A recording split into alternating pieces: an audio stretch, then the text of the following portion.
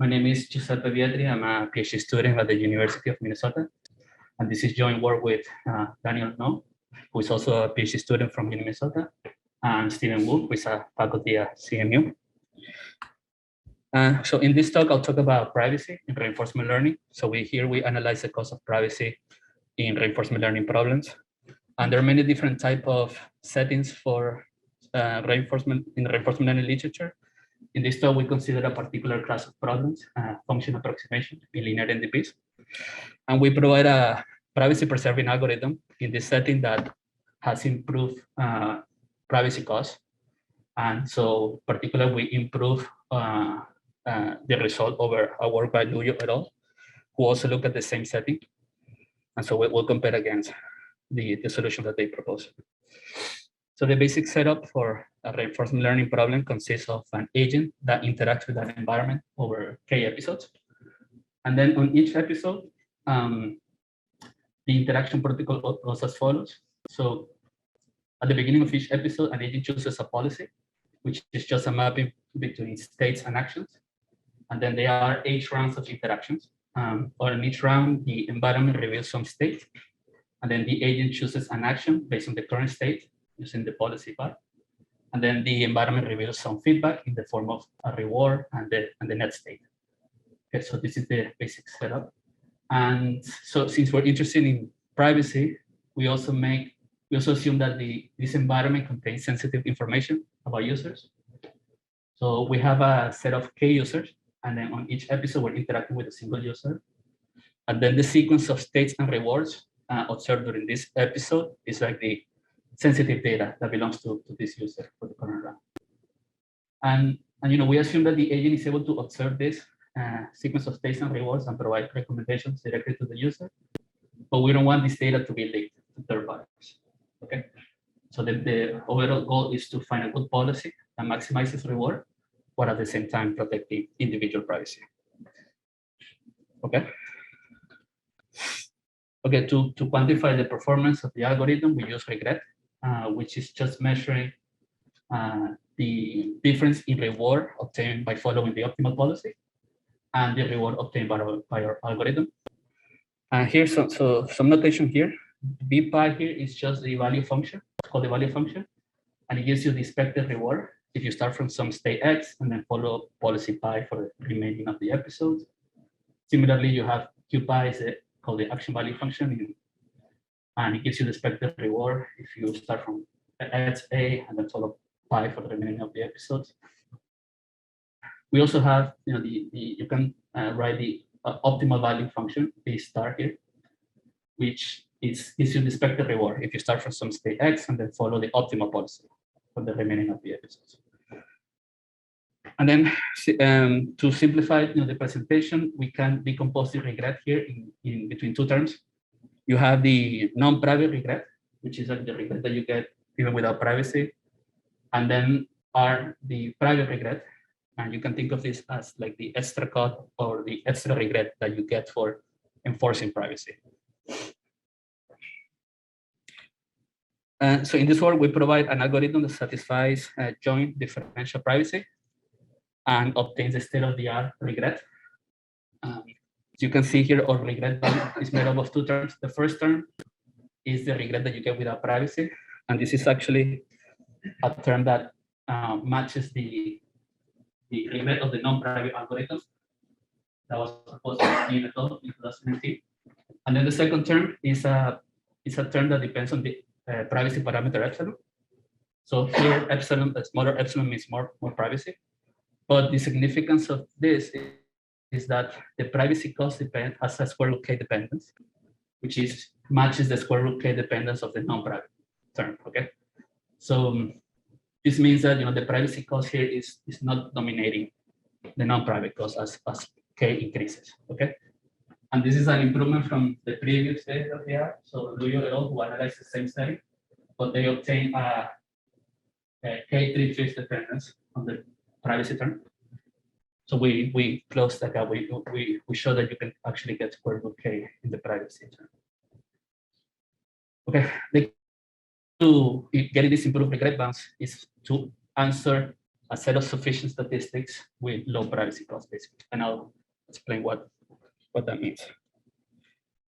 Okay, so in this talk, for the remainder of the talk, I'll talk about differential privacy in reinforcement learning. And then I'll introduce the function approximation setting that we study here. And then I'll go over the algorithms and techniques, followed by the privacy analysis. So first, some definitions. First, differential privacy is a standard definition of privacy in the literature. It means that for any two neighboring user sequences, where neighboring means that you can get, they differ in the data, only in the data of a single user, then a mechanism M satisfies differential privacy if the output distribution is close on U and U prime, okay? But this definition is not enough in the, for reinforcement learning. It has been shown that you cannot satisfy differential privacy while at the same time obtain any meaningful regret guarantees. And so we use a relaxed notion of differential privacy called joint differential privacy. For this definition is defined in terms of k neighboring user sequences. So this means that U and U prime are k neighboring if they're different only in the data of the k user. And the definition says that for all, and the mechanism is JDP, if for all k and all k neighboring user sequences, the distribution of all events before k and after k is close between U and U prime. So what this means is that if you change the data of the user in position k or episode k, then the behavior of the algorithm on future episodes will not change by much. And so we present our guarantees in terms of this definition. So we use two basic private mechanisms. For algorithm, we use the binary mechanism, which is a mechanism that allows you to sequentially release sums privately and with a low privacy cost, okay? And this has been used for other reinforcement learning problems or settings. We have a result for example, for the tabular case, which is a different setting than the one we're considering. And in that setting, the private mechanism was enough to obtain good results. And as I'll show here, the binary mechanism is not enough because this mechanism requires your statistics to be in the form of sums. But in this setting, we cannot do that. So we have to fall back to use the Gaussian mechanism. But the Gaussian mechanism can be expensive. If you have to use the Gaussian mechanism on every round to add noise, that would be expensive. So we sort of have to use the Gaussian mechanism in an economical way. And that's why we're gonna combine the Gaussian mechanism with a low switching cost algorithm. And I'll explain what low switching cost means, but essentially the low switching cost is how many times we update the policy during the during the K episodes. Okay, so function approximation. So a linear NDP, I'll define what linear NDP means. This is an NDP that it assumes that there is a feature map phi that maps a state and an action to a type of feature embedding of dimension d. And it assumes that there exists a set of vectors and measures such that the reward function is a linear function of the feature embedding, and also the transition dynamics are linear is a linear function of this feature embedding. And so on this setting, Jean et al. Show that the optimal value function is also a linear function of the feature embedding. So there is this W star such that the optimal value function is P times W star. So the overall idea here is that since the optimal value function is a linear function, you can approximate this using a type of least square estimation. Okay, and this is what the algorithm is doing. Okay, so the algorithm to estimate, so the algorithm used here is called least squares value iteration with optimism. And this is overall how it looks. So the idea is that on every episode K, we're going to estimate the W for the value function using by solving a least squares problem, based on the data that you've seen so far. And once we estimate this WH for all H's, we can construct an estimate of the value function. And then you have to add this bonus term here, which makes sure that the value function is optimistic. And this is just important for the privacy, to prove the privacy guarantee. Sorry, the regret guarantee. So far, this is without privacy. Okay. And now this least squares solution has a closed form solution like this. Okay, so W can be estimated using this lambda matrix and this Y statistic. Okay, this lambda matrix is like a grand matrix of the data you've seen so far. And the idea here, in order to make this private, all you have to do is add noise to these two statistics.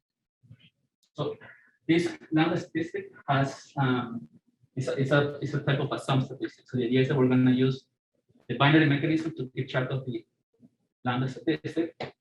But then this one is a statistic that depends on the past data, but it also depends on this value function that is computed on each round. On each episode is going to be different. So we don't have a nice type of sums. This is not we cannot write it as a sum statistic. So we cannot use the binary mechanism to estimate this statistic. So the idea is that we're going to have to privatize this by using the Gaussian mechanism. Again, using the Gaussian mechanism on every episode could be expensive. So we want to limit the number of times we have to invoke the Gaussian mechanism. To do that, we're going to use a low switching cost algorithm. And this work by Wang et al. In 2018 showed that you can show a version of least squares value iteration that has only log k switching costs. So you only have to do log k updates. K again is the number of episodes, and you can still get the same regret rate. That depends on square root k. Okay. So we're going to use this algorithm, and this is in contrast to the Luyo et al. Paper that used an algorithm with switching costs k to 50. Okay. So this is a reason that our algorithm obtain better regret rates. It's related connected to the switching cost. Again, so for the privacy mechanisms, we're going to use the binary mechanism to track the lambdas. And you can show that by using the binary mechanism, you can approximate lambda with low privacy costs. And then we're going to use the Gaussian mechanism to track this Y statistic. This is the private least squares value iteration algorithm. So again, we're going to do an update. We're going to update the value function only if the lambda, the noisy matrix lambda, the determinant doubles. So once that happens, we call the Gaussian mechanism, and then we do least squares using the private statistics. So this is the only part that's different from the non-private algorithm. And then we construct the value function in the same way. Right. So that's the algorithm. Now for the privacy analysis. For the privacy analysis, the challenge is to prove that this step one is private. Okay.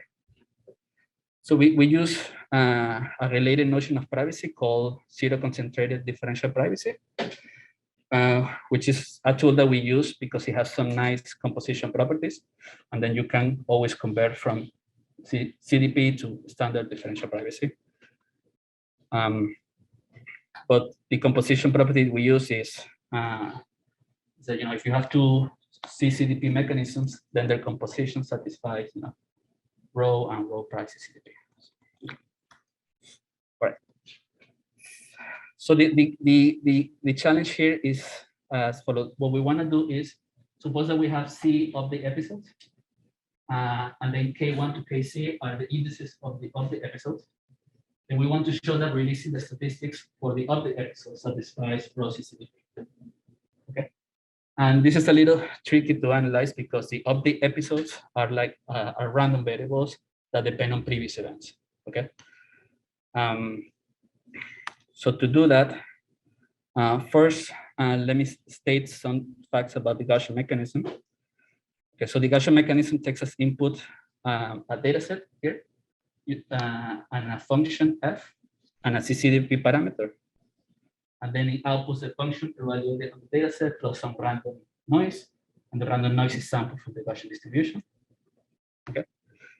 And then we can do adaptive composition with the Gaussian mechanism. So suppose that we have fk functions, and these functions are chosen adaptively, meaning that each function can be selected based on previous events. But suppose that the sensitivity is bounded. Okay, so if you add up the sensitivity of all the fk case, it's not going to be more than some delta value. Then if you answer all of these queries, the k queries using privacy parameter rho prime, then you can show that releasing the whole sequence satisfies rho's CCDP. And moreover, the error of each query depends on delta, not the one sensitivity term. The significance of this is that the error of each query depends on delta and not k. And this delta can be much smaller than k. And this is what our algorithm is doing. Okay, so to show this, we construct an adaptive sequences. So from F1 to Fk, Fk, it's going to be equal to this Y statistic that we use for the least square problem, if k is an update episode. Otherwise, if k is not an update episode, then Fk just outputs 0 or any constant function that doesn't depend on the data. And then we answer on each episode k, we call the Gaussian mechanism with rho prime selected as follows. And then we output the Y statistic for all the update episodes. Okay. So we want to show that this satisfies privacy. And to do that, all we have to show is that it has the sequence of these adaptive functions has bounded sensitivity. And then the proof follows from the choice of this rho prime and the adaptive composition. Okay. So it follows that the noise added to this Y statistics depends on the switching cost. And we show that the switching cost is scales with log k. And this is in contrast to the Luyo et al. Result, who came up with an algorithm that has switching cost k to k. So they have polynomial effects of k. And this factored into the noise that was added to the statistics, and that's why they ended up having a worse regret rate than what we had. And that's the reason that we can obtain improved regret. We're answering the statistics with lower privacy costs. And that is all that I have. Thank you.